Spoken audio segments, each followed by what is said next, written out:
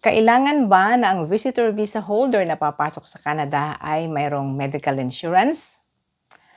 Una po muna, basahin natin ang sinasabi ng Canada.ca.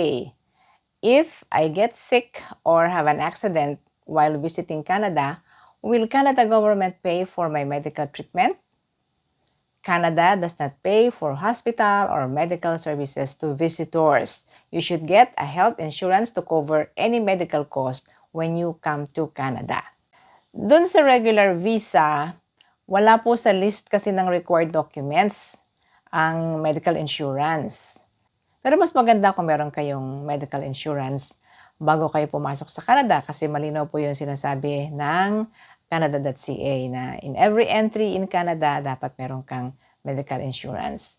At posible guys na hanapin ng immigration officer pagpasok ninyo sa airport ng Canada. Pero nakakatakot din guys kasi mahal po ang bayad sa gamutan dito sa Canada kung hindi kayo covered ng healthcare ng Canada. Example ho, check-up pa lamang sa doktor, $40 to $100.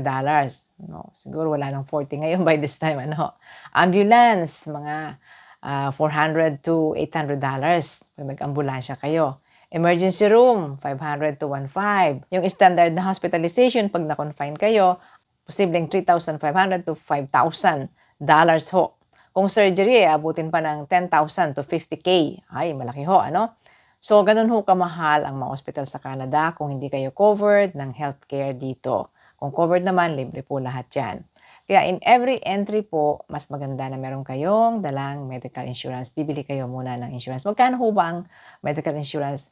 Yung mga ordinary, nababasa ko, umaabot lang ng $2 to $10 per day. Depende rin kung anong health condition ninyo, anong edad ninyo, yun po ang tinitingnan ng mga insurance company mas in good health at mas bata, syempre mas mura. Alin yung mas maganda ang coverage. Samantala, yung super visa po at international experience ay mandatory po ang medical insurance. Posibleng hindi kayo ma-approve kung wala kayong isinamang biniling insurance. Magkano ba ang insurance for super visa?